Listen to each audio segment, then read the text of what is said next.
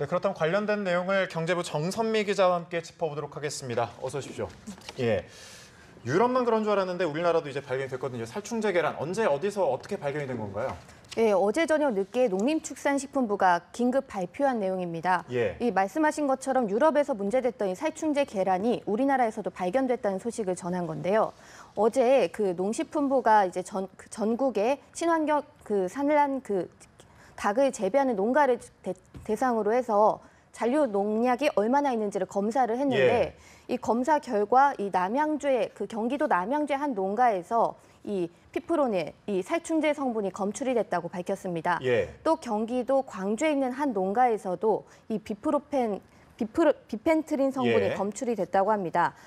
앞서 말씀드린 이 피프로닐 같은 경우는 양계 농가에서 사용이 금지된 살충제 제품입니다. 이 잔류 기준이 있는데 계란 같은 경우는 0.02 ppm, 닭고기는 0.01 ppm만 남아 있어야 되는데 이번에 그 농가에서는 킬로그램당 0.0363mg이 발견이 됐습니다. 이 기준치보다 훨씬 많은 용량, 한 2배 정도가 검출이 된 거고요.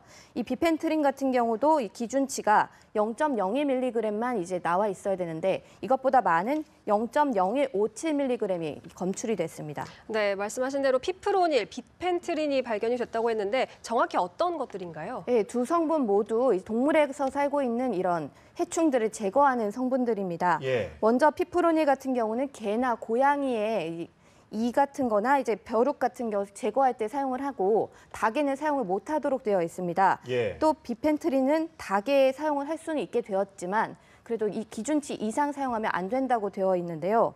이 농식품부 같은 경우는 여름철에 진드기가 많이 발생하다 보니까 좀 과다하게 살충제를 사용한 게 아닌가 이런 생각을 하고 있다고 합니다. 이 발견된 농가 주인은 옆 농가에서 이제 진드기 박멸에 되게 효과적이라는 얘기를 듣고 이 성분을 사용했고 이 성분이 금지된 피프로닐인 줄은 몰랐다 이렇게 말을 했는데요. 또 보통 농약을 사용할 때 이 성분을 자세히 보지 않고 이렇게 제목, 품목들만 보기 때문에 이렇게 모르고 썼을 가능성이 있다고 나오고 있습니다. 그럴 것 같네요. 실제로 이제 계란 많이 드셨을 것 같은데 아무래도 그래서 더 걱정일 것 같습니다. 이름도 어려운 피프로닐, 비펜트린 성분의 이 계란을 먹게 되면 몸에 좀 어떤 영향을 미치게 되나요? 네, 방금 말씀드린 피프로닐은 닭에도 원천적으로 금지가 된 제품입니다. 그래서 사람이 많은 양을 섭취를 하면 두토라든지 구토, 복통, 어지럼증, 심하면 이제 경련성 발작까지 일어날 것으로 알려져 있는데요. 또 세계보건기구에 따르면 이 피프로닐을 다량 섭취하며 간이나 신장 등 장기가 손상될 우려가 있다고 경고하기도 했습니다. 하지만 또 만성적인 부작용에 대해서는 아직 보고된 바가 없습니다. 이 사람에게 닭조차 사용을 못하게 되었기 때문에 사람에게 어떤 효과를 주는지는 아직 자세한 결과가 아직 안 나온 상태고요. 방금 말씀드린 이제 비펜트린 같은 경우 닭에는 사용을 할 수 있게 되어 있지만 미국 환경보호청은 이것을 발암물질로 규정을 하고 있습니다. 또 이것을 사람이 많이 섭취하게 되면 아까 비슷한 그런 증상을 보이게 되는데요. 두통이라든지 울렁거림, 또 복통, 설사 등이 나타나게 되고 꽃가루 등 이렇게 민감하신 분들은 알러지 증상까지 나올 수 있습니다. 네, 사람에게도 위험성이 있기 때문에 더 좀 우려가 되는 부분인데 해당 살충제 계란이 얼마나 시중에 유통이 됐나요? 네, 이번 결과가 발표되자마자 정부는 이 계란이 얼마나 유통됐는지 이 경로 추적에 나섰습니다. 이 경로를 추적을 해보니까 이 농가 같은 경우는 약 5곳 정도의 도매상에게 유통을 한 것으로 알려져 있고 지금 조사를 하는 과정이고 아직 명확한 조사가 나오지는 않았지만 이 서울시의 이제 서대문구라던가 강북구에 약간 작은 마트에 공급됐을 가능성이 지금 제기되고 있습니다. 또 이제 문제는 이제 계란이 생산과 소비 기간이 너무 짧은 것이기 때문에 이미 많이 소비가 됐을 가능성이 제기가 되고 있습니다. 이 계란을 납품해온 그 농가 같은 경우는 보통 2, 3일 정도만 이제 보관을 하고 바로바로 납품을 하기 때문에 이미 얼마나 유통됐는지는 아직 상황을 모르는 상황입니다. 아무래도 농가들도 한숨이 좀 깊을 것 같은데 전국 모든 농가의 계란 출하가 오늘부터 이제 좀 중단이 됐네요. 네, 이번에 이제 결과가 나오자마자 이제 농식품부는 오늘부터 모든 전국 농가의 계란 출하를 금지를 시켰습니다.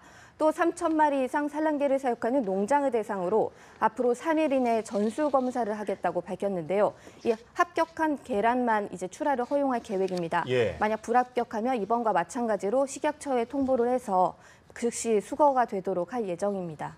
네, 그리고 앞서 보도해드렸지만 오늘 대형마트 3사 편의점 등이 계란 판매를 아예 중지하기로 했다고요? 네, 이렇게 걱정이 등 일파만파 커지다 보니까 이런 3사, 이마트나 홈플러스, 롯데마트 등 대형마트들은 오늘부터 전국 모든 점포에서 계란 판매를 금지한다고 밝혔습니다. 네. 지금 마트 가보신 분들은 아시겠지만 계란 코너에 계란이 사라져 있는데요. 예. 대신 안내문이 붙어 있고 계란이 있던 곳에 생수라든가 다른 제품들로 이제 채워넣은 상태입니다.